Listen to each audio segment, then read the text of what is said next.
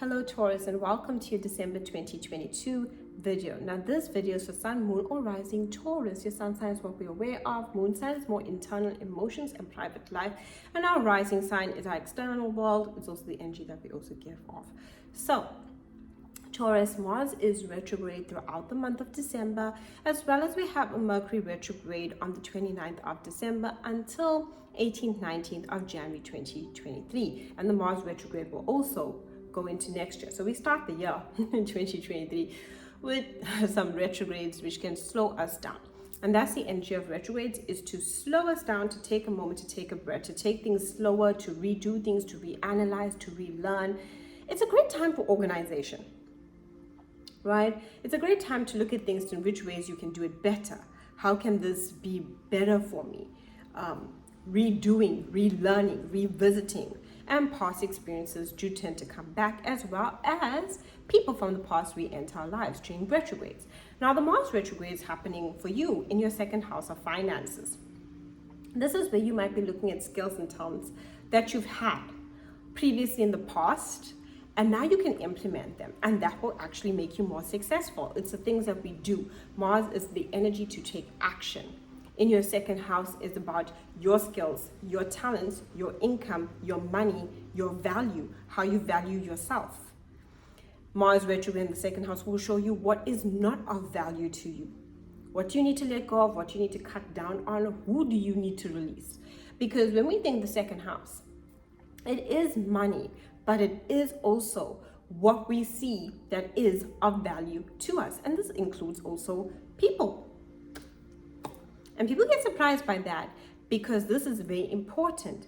When we have people that we truly value, like, if I share this with you, you're there for me, you show me support, and you maybe give me great advice, and I can find my way through this, and I can see my way out of the situation. I feel uplifted, I feel motivated, I feel inspired. That's of value. When we talk about people that are not of value, people that diminish your sense of self-worth, it's where things are unfair and maybe you give too much energy to a person, people, situations. Maybe they even cost you financially, right? Because it may be taking up your time and you wanted to work on this thing, or maybe they're always borrowing money from you. That is the energy that you are stopping. This Mars retrograde is really impacting you financially, and it's showing you what you need to cut down on, what do you no longer to put energy towards. Yes, it can be frustrating, maybe, having to deal with people and they're asking too much of you and demanding too much of your time, your energy, your finances, but setting the boundaries will really help you going forward.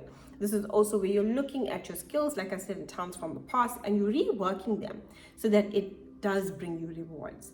Second house retrogrades generally are rewards, and things that we're working from before too can also give us rewards during the retrograde.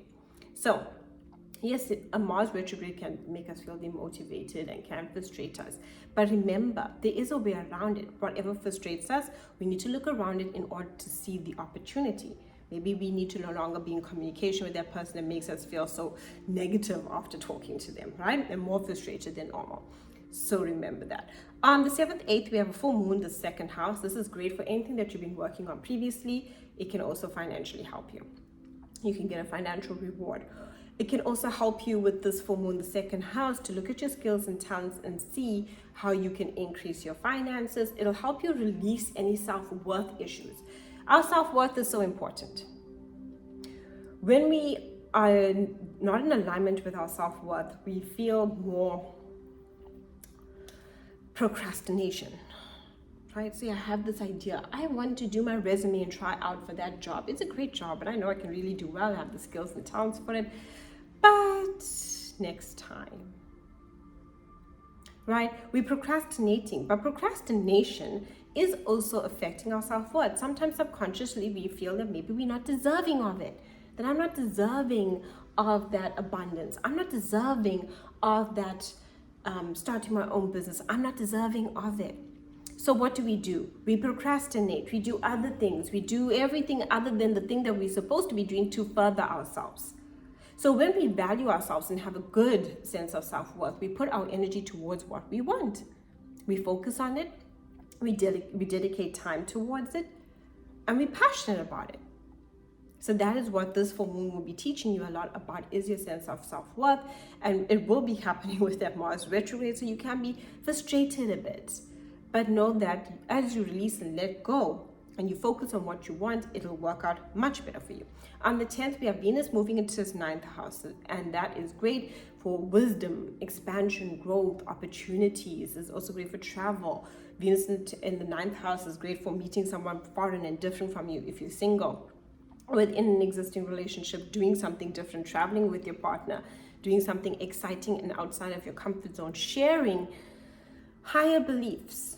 You know, what inspires you with someone, it brings you together. On the 20th, we have Jupiter in the 12th house, and this offers you protection, right?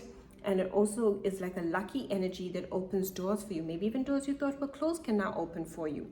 On the 22nd, we have the Sun in the 9th house. It brings you awareness of the opportunities, the expansion, the growth, the luck that's there for you. It also has to do with higher learning, where you might be learning and reading a lot of information. It doesn't have to be that we have to travel in order to learn something, or because the 9th house rules travel, high learning. Sometimes our experience is by what we read, and what we read gives us an epiphany in order for us to do something different.